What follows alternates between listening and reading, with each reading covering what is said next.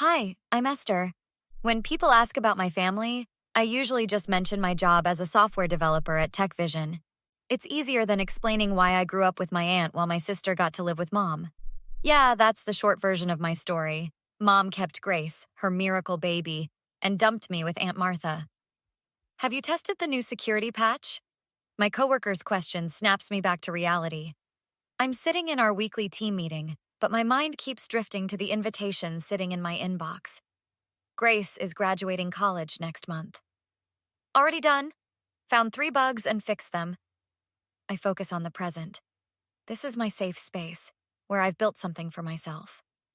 The memory hits me anyway.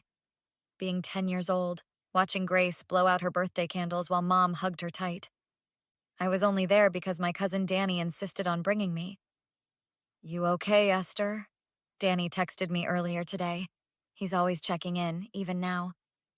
Grace called. Said she really wants you at her graduation. Just peachy. Like I want to watch mom play perfect parent again. Remember when Aunt Martha threw out your science project? I still have the video. Yeah, the one where she said I was wasting time on stupid things? That's just one example. Danny documented everything. The screaming, the punishments, the times she locked me in my room. A gentle knock on my office door interrupts my thoughts. Esther, got a minute? It's Miss Rodriguez, my mentor since I interned here 3 years ago. She found me crying in the break room during my first week, overwhelmed by Aunt Martha's latest attempt to control my life. That project you led last quarter? The board noticed. There's a senior position opening up. Really? Wow. You've earned it. You're not that scared intern anymore. My phone buzzes. Another text from Grace. Please come. Mom asks about you. Sure she does. Like she asked about me when she left me with Aunt Martha? It's different now. I'm getting married soon. Want my sister there? Sister. Funny how that word can hurt after all these years. Danny sends another message. Whatever you decide, I got your back. Like always. I stare at Grace's invitation. Maybe it's time to show them exactly who I've become. Not the unwanted daughter, not Aunt Martha's punching bag, but Esther, the woman who built her own life, despite them. Hey, Miss Rodriguez? I catch her before she leaves. That senior position, tell me more. Because sometimes the best revenge isn't just success, it's showing them your success while they realize exactly what they threw away. The graduation ceremony is exactly as uncomfortable as I expected. I'm standing at the back of the crowd when Mom spots me. Esther, you actually came! She rushes over like we're in some Hallmark movie. You look different. That's what 13 years does. I keep my voice neutral, scanning the crowd for Danny. Don't be like that, sweetie. You know I only wanted what was best. Martha could provide a stable home that's rich. Where's Grace? Getting pictures with James. Have you met her fiancé? Such a wonderful young man, comes from an excellent family. Esther! Grace waves from across the lawn, dragging a tall guy in a blue suit. This is James. James, my sister. The programmer's sister? Grace talks about you constantly. His handshake is firm, his eyes sharp. Interesting family dynamics you've got here. That's one way to put it. Esther! Aunt Martha's shrill voice cuts through the chatter. Still dressing like you're going to a funeral? Some things never change. And some people never stop being toxic. Danny appears beside me, phone in hand. Hey, Martha, remember that time you locked Esther in the basement for getting an A instead of an A? You always did have an overactive imagination, Daniel. Funny, because I've got videos. Want to see them? Including the one where you told her she deserved to be abandoned. Mom pales. Martha, what is he talking about? Oh, now you care? I can't hold back.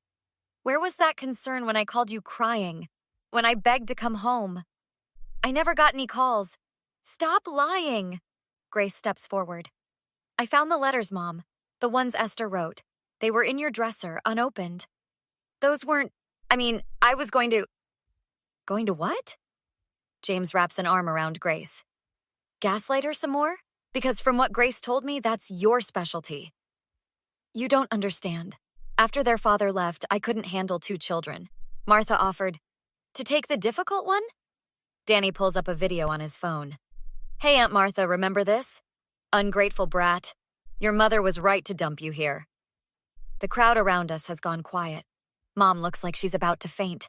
Aunt Martha's face is turning an interesting shade of purple. "You recorded me, you little..." "Every single time, because someone had to protect her. And now everyone gets to see exactly who you are." Grace grabs my hand. "Why didn't you tell me it was this bad? Would you have believed me? Golden child versus the throwaway? We're fixing this, right now." She turns to Mom. "Either you admit what you did, or I'm walking away too. Your choice." The silence stretches. People are staring. Mom's perfect family image is cracking, and for the first time, I don't feel like the broken one. We're sitting in Grace and James's apartment, surrounded by stacks of old letters. My entire childhood written in desperate pencil scribbles and tear-stained pages. There's more. James spreads out bank statements across the coffee table. "Your grandfather left both of you trust funds. But look at the withdrawal patterns from yours, Esther." "What withdrawals? I never saw a penny of any trust fund." "Exactly. Aunt Martha had control until you turned 21.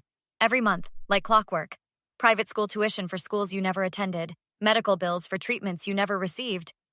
"That witch stole my inheritance?" My hands shake as I read the numbers. "While I worked 3 jobs to pay for college." "Already sent copies to my friend at the DA's office." James gathers the papers into a folder. Elder financial abuse is her specialty. My phone rings. It's Miss Rodriguez. "The Seattle office needs a project lead. Double the salary, full team under you. Interested?" "Seattle? That's perfect timing, actually." "Think about it. But don't take too long. They need an answer by Friday." The doorbell rings. Mom stands there, holding what looks like a photo album. "Please, just 5 minutes. I brought pictures. Look, here's you and Grace as babies. Such happy times." "Stop. Just stop." Grace grabs the album. "I found Dad's letters, too. The ones where he offered to take Esther. You told him she didn't want to go." "I was protecting her. Your father was unstable." "He was stable enough for supervised visits, which you hid from me." My voice comes out steady, surprising even myself. "Did Aunt Martha pay you? Is that why you let her steal my trust fund?" "No. Well, she helped with Grace's medical bills. By stealing from me? While I ate ramen for dinner 4 nights a week?" Danny bursts through the door, looking frazzled. "Heads up. Aunt Martha's on her way. The whole family's blowing up my phone, saying I'm destroying everyone by showing those videos." "Let them come." James stands beside me. "My friend at the DA's office would love to hear their version of events." "Esther, please." Mom reaches for my hand. "We can fix this. Be a family again. I'll make it up to you. I'll give you part of the house." "You mean buy me off? Like you let Aunt Martha do?" "Your mom's trying, Esther," Grace says softly. "Maybe." "No. She's trying to save her reputation. There's a difference." A text from Miss Rodriguez. "Seattle office needs an answer sooner. Position's yours if you want it." I can't lose both my daughters. Mom's crying now. "Please, we can go to therapy, work through this." Should have thought of that 13 years ago. I look at Danny. "You good?" "Always. They can pressure all they want. Truth's still truth." I stare at the text from Miss Rodriguez, then at the bank statements showing years of theft, and finally at Mom's tear-streaked face. Seattle's lovely this time of year. 6 months after moving to Seattle, my phone won't stop buzzing with notifications. Grace sent a link to her latest Instagram post. Breaking generational trauma isn't easy, but watching my sister Esther thrive after everything Aunt Martha and our mother put her through reminds me why it's worth it. For those asking why I moved across the country, this is why. #ToxicFamily, #choosing peace. Your sister's post is trending. James calls while I'm setting up my new office. Aunt Martha's arraignment is next week. DA says she's looking at serious time for the trust fund fraud. Any word from Mom? Still trying to spin it as a misunderstanding. But after Grace's post went viral, let's just say the country club crowd isn't buying her perfect family act anymore. My team pokes their heads in. Boss, system's ready for the final test. Be right there. I adjust my nameplate. Esther Chen, Senior Development Director. The view up here is way better than that closet Aunt Martha called your room. Danny's sprawled on my office couch, having flown in for my promotion celebration. Remember when she said you'd end up in a ditch? Hard to forget. Speaking of, how's the family treating you? Oh, the usual. You betrayed us, Daniel. Please, like I betrayed anything except their precious lies. My phone rings. It's Grace. You saw my post? Kinda hard to miss when it's got 100,000 shares. Mom's having a meltdown. Keeps saying I'm destroying the family name. How's that feel, golden child? Honestly? Liberating. James and I found an apartment 3 blocks from yours. Starting fresh, A notification pops up. Local news alert about Aunt Martha's case. Prosecutors are adding charges for other foster kids she cared for over the years. Karma's got a mean right hook. Danny scrolls through the article. Think she'll look good in orange? Better than those floral monstrosities she made me wear. My team waves urgently. Gotta go. System launch in 5. Wait, dinner tonight? James found this amazing sushi place. Can't. Team celebration at that new bistro downtown. Rain check? Look at you. Big shot with your fancy team dinners. Hey, Grace. Thanks for choosing truth over comfort. Thanks for not giving up on me, even when I was too blind to see what was happening. The intercom buzzes. My team's waiting. Through the window, Seattle's skyline sparkles with possibility. No more locked doors. No more stolen opportunities. No more playing the unwanted daughter. Miss Rodriguez is visiting next week, I tell Danny as we head to the conference room. Says she's got another project for me. Bet that view from your office gets even better.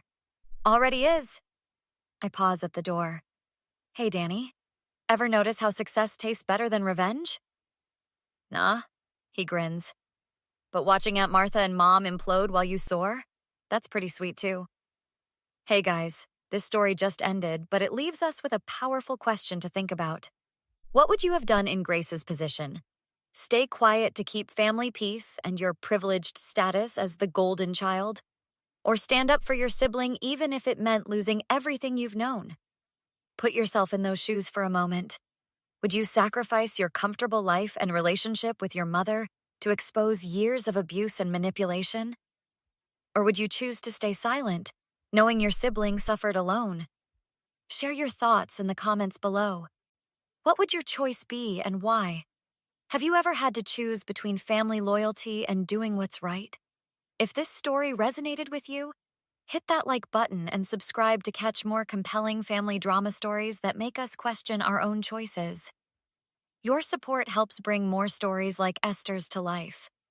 Remember, sometimes the hardest choices reveal who we truly are. What kind of person would you be?